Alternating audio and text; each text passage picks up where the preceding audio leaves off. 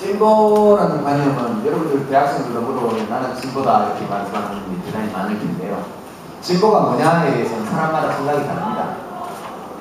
왜냐하면 진보라는 것은 보수가 이미 존재하는 것을 지키는 것이 보수라면, 그러니까 존재하는 모든 것은 합리적이다, 존재하는 모든 것은 좋은 것이다, 이런 관점에서 되도록 지금 존재하고 있는 것을 지키는 것이 보수라면, 진보는 지금 존재하는 모든 것은 불합리할 수 있다, 지금 존재하는 모든 현실은 정당하지 않을 수 있다는 전제에서 출발해서 더 좋은, 더 정당한 쪽으로 사회를 바꾸어 나가려는 그런 경향을 진보라고 합니다. 근데 보수는 현실에 존재하는 것을 지키는 것이니까 합의하기가 쉽고 간단해요. 진보는 아직 존재하지 않는 것을 먼저 우리들의 지성으로 만들어내고, 또 우리의 지성으로 만들어낸 것을 현실 속에서 운동을 통해서 실현해 나가는 운동이기 때문에 사람마다 차이가 있을 수밖에 없어요. 100명의 진보 인사가 모이면 100개의 청사진이 나옵니다. 미래에 대해서. 그래서 진보 진영에는 많은 정파가 있고, 정파들 사이에 대립이 엄청 심합니다. 좀 필연적인 것이고, 문명의 역사 모든 나라에서 다 그런 말씀드리고요. 진보를 포괄적으로 규정하기보다는 국가와 관련해서만 한정해서 제가 말씀드릴게요. 진보는 국가의 진화를 추동하는 힘입니다. 진보는. 그러니까 국가가 안보국가, 발전국가, 민주국가, 복지국가의 순서로 진화해왔고, 이런 철학적으로는 지양이라고 합니다. 지양. 그러니까 발전국가가 안보국가를 해체하고 그러는 것이 아니고, 발전국가가 안보국가의 토대 위에서 그것을 내포하면서 승리됐어요. 독일어는 원래 헤겔이 말하는데 아우스헤이붕, 들어올린다는 것입니다. 더 높은 수준으로 들어올리는 것을 말합니다. 철학적으로. 그러니까 지양한다는 것은 그 내부의 것을 포괄하면서 더 높은 수준으로 발전해 나가는 것을 지양이라고 하는데요. 발전국가는 안보국가를 지양하는 것이고, 민주국가는 발전국가를 지양하는 것이고요. 복지국가는 앞에 이 모든 것들을 다 지양해서 진화의 과정을 통해서 만들어낸 시스템입니다. 이렇게 온 이유는 뭘까? 이렇게 본다면 진보라는 건 기본적으로 사람을 자유롭게 하는 거라고 저는 생각합니다. 인간은 원래부터 자유로운 존재이고 자유롭게 살 때 행복을 느껴요. 여러분들이 이 사회에 왜 왔습니까? 왜? 그 생각을 해본 적이 있나요? 왜 이 세상에 왔습니까? 왜? 여러분이 이 세상에 온 어떤 목적이 있다고 생각하세요?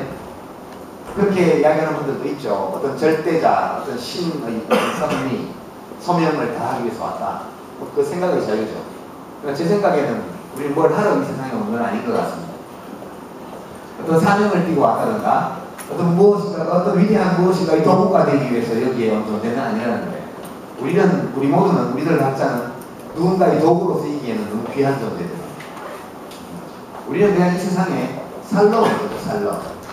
눈 떠보니까 이 세상에 와 있고, 기왕에 왔으니까 행복하게 잘 살아야죠. 행복하게. 그러니까 어떻게 행복하게 사는 거냐라고 묻는다면, 내가 원하는 삶을, 내가 원하는 방식으로 살아갈 수 있을 때 그 삶은 행복합니다. 약 50억 년의 역사를 가지고 있는 이 지구의 현재까지의 생애, 그래도 50억 년쯤 지나면 없어질 거라고 그러더라고요. 과학자들이 얘기했으니까. 태양이 언젠가는 식게 된다고 그러죠. 태양이 지금은 수소 융합을 통해서 에너지를 만들어내는데, 태양 내부의 수소가 다 소진되고 나면 또 태양이 다른 초신성이나 이런 것이 진화하는 과정을 거쳐 내부 폭발을 일으키고 나서 에너지를 잃고 백색 외성의 단계를 거쳐서 소멸한다고, 별도 태어나고 죽습니다. 태양이 죽으면 지구로 당연히 죽는 거죠.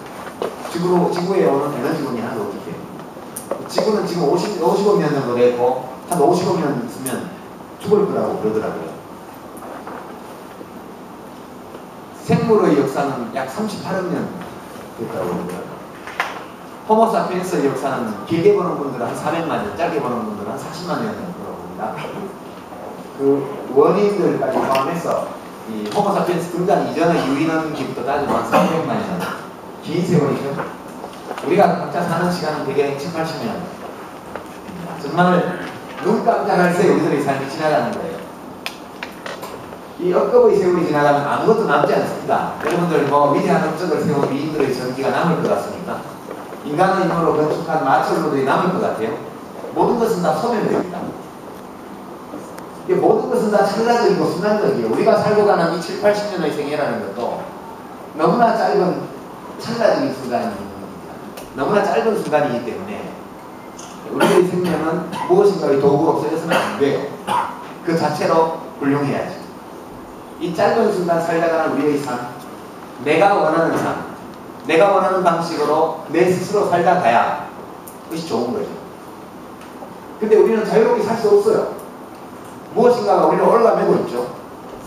되게 우리들이 자유롭게 내가 생각하는 삶을 내가 생각하는 방식으로 살 수 없도록 만드는 데에는 좀 세 가지 요인이 있습니다. 첫 번째가 물질의 결핍.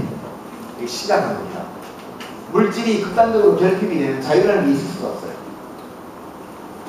그래서 끊임없이 사회는 개개인을, 사회 전체를 물질의 결핍으로부터 점점 더 자유로운 어떤 존재로 만들어줘야만 인간이 자유를 누릴 수가 있습니다. 그래서 풍요로워진다는 것이 나쁜 게 아니에요. 물질적으로 풍요로워진다는 것이 진보와 역행하는 것이 아닙니다.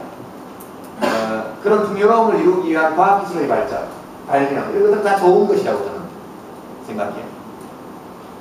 우리들의 삶을, 자유로운 삶을 억압하는 첫 번째 요인이 아주 긴 세월 동안 절대적인 물질의 결핍, 이것이 인간의 자유를 가로막았고, 여기서 인간이 해방되기 시작한 것이 불과 300년, 산업혁명 이후. 두 번째, 불합리한 제도. 불합리한 제도. 불합리한 제도가 끝없이 우리를 속박해요. 옛날에 신분제도, 노예제도는 말할 나위도 없고요. 성차별을 제도화한 여러 가지 측면들, 이런 것들이 우리들의 삶을 제약합니다. 지금도 경제 시스템에서 비정규직 제도 같은 거요. 근데 같은 자동차 생산 라인에 오른쪽 바퀴는 정규직이 조립하고 왼쪽 바퀴는 사내하청이 조립하고, 정규직 연봉은 6천만 원, 사내하청은 3천만 원. 동일한 일을 하는 동일한 연령대에 동일한 교육을 받은 남자 또는 여자들. 우리들의 관념으로 수백만 년의 진화의 과정에서 우리가 발전시킨 사회 전체는 이것이 정의에 대한 직관인데, 이 현실이 우리의 직관과 어떻게 조화될 수 있을까요? 명백히 불합리한 제도고, 이것이 사람들을 올가매고 있죠. 이런 불합리한 제도, 성차별 이런 제도는 많이 없어졌지만 여전히 좀 남아있죠.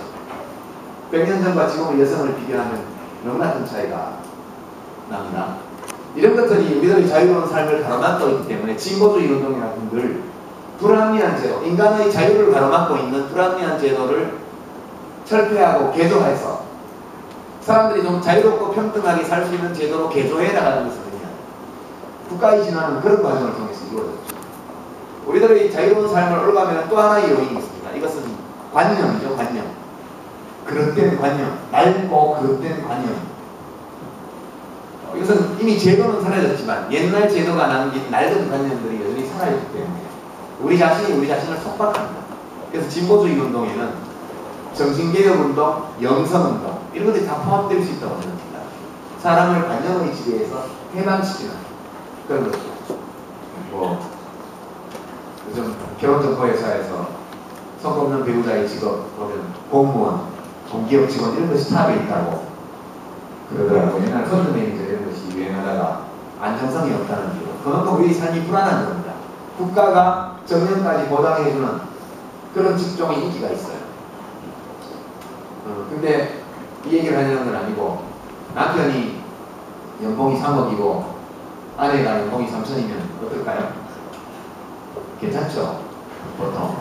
야, 너네 남편 능력이 있어. 돈 잘 벌어. 자기 친구들 부르고. 또 나도 3천만 원 정도 버니까 또 뿌듯하고. 근데 남편의 연봉이 3천, 아내의 연봉이 3억. 그럼 어떻게 될까요? 잘 맞춰 살 남자들도 없지는 않겠죠. 그럼 남자들은 되게 존심상한다고 생각합니다. 친구들이, 야, 니네 마누라 능력이 있어. 돈 잘 버니까 좋겠다. 너 뭐 월급 받는 용돈만 써도 되잖냐. 연봉 3억을 받는 남자는 3천 번은 아니한테 여보 이제 회사 그만두고 집에서 애들 보고 집에 안착하지 이렇게 말할 수 있지만, 연봉 3억 버는 아내가 3천 버는 남편한테 여보 당신 3천 벌어봤자인데 전화 주고 하면 어때? 얘기 못하죠. 이것이 관념입니다. 저희 로망은 연봉 3억 원은 아니와 사는 게 로망입니다. 이렇게 말할 수 있죠. 왜 그것이 이렇게 되느냐? 관념 때문이에요. 여러분들 한번 자기 자신의 관념을 짚어보십시오. 생각은 망한 감옥이 됩니다. 우리 자신이 얼마나 많은 낡고 그릇된 고정관념에 사로잡혀서 우리들 스스로를 배워두고 있는가. 특히 남자들이 가부장이시죠. 내 처자식은 내 감옥에 살려야 돼. 이래갖고 과로사하고 40대에 과로사에 걸리면 아니 말해주기 좋습니까? 그런 거 아니잖아요. 그러니까 우리들의 삶을 형성할 때 우리들이 내가 원하는 삶을 진짜로 찾고 그 삶을 내가 원하는 방식으로 살아가려고 할 때 우리들은 주위의 시선, 사회적 고정관념, 편견 이런 것들로부터 너무 많은 영향을 받습니다.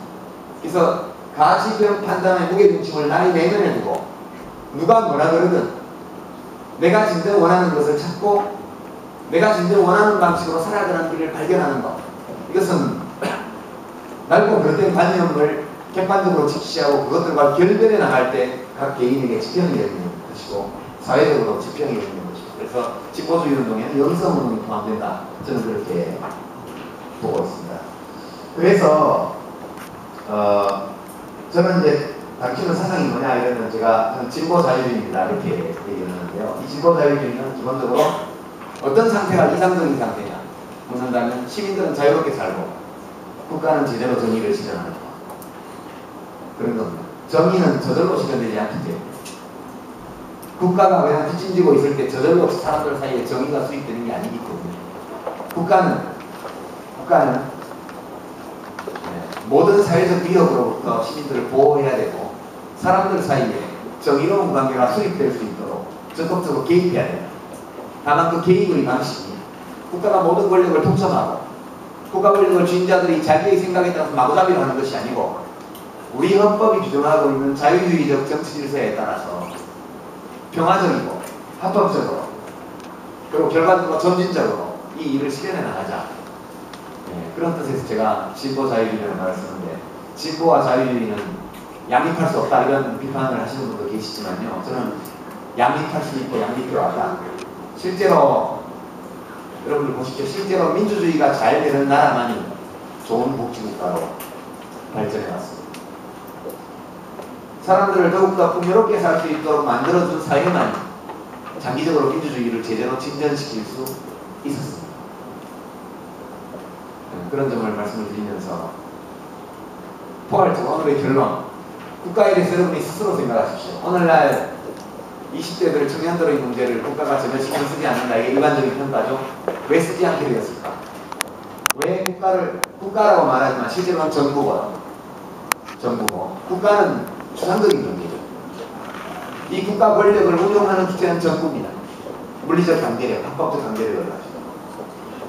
그리고 정부라고 하지만 정부도 추상적이에요. 실제로는 정부를 구성하고 있는 사람들의 집단이죠. 그 정부를 구성하고 있는 사람들의 집단이 이 국가 권력을 어떤 식으로 작동하고 국가가 어떤 기능을 하게 하느냐에 대한 자기의 생각을 가지고 있고, 이 사람들의 생각에 따라서 국가의 기능과 작동 방식이 달라지게 되어 있습니다. 만약 대한민국의 대통령이 20대로부터 지지받지 못한다면, 그렇다면 정권을 영원히 잡을 수 없다는 생각에 꽉 사로잡혀 있다면 어떤 식으로든 20대에 대한 정책 대안을 내놓을 겁니다. 지금까지 20대들은 숫자만 많지 30대 포함해가지고 투표도 안 하고 별로, 그렇죠? 투표도 별로 안 하고 정치적으로 매우 무관심해요. 그 삼촌이나 아버지 세대, 오빠 세대에 대해서. 그러면 이 자유주의적인 정치 질서 속에서 누가 그들을 살필 것인가? 제가 볼 때는 좀 비관적이에요. 어떤 개인이 그냥 열심히 할 수는 있겠지만 제도적으로 우리가 가지고 있는 제도를 활용해서 국가가 모든 사람에게 골고루 기회를 제공하고 일시적으로 시련에 빠진 사람이 일어설 수 있도록 부축해주고 청년들에게 기회를 열어주는 이런 정책을 국가가 펴는데 주안점을 두게 하고 싶다면, 여러분을 이해하고 여러분들의 소망을 알고 여러분들의 지지를 받는 사람들이 국가를 운영할 수 있도록 해줌으로써만 우리 사회가 모두에게 기회를 요구하는, 그리고 동시에 모든 종류의 사회적 위험으로부터 우리를 보호해주는 복지국가로 갈 수 있을 것이다. 제가 국가란 무엇인가는 지난 4월에 낸 책에서 쭉 쓴 내용을 50분 동안에 거의 1시간 됐네요. 최대한 추려서 말씀을 드렸습니다. 좀 더 자세한 내용을 알고 싶으시면 그 책을 오늘 마치고요. 그럼 질의응답 시간으로 가겠습니다.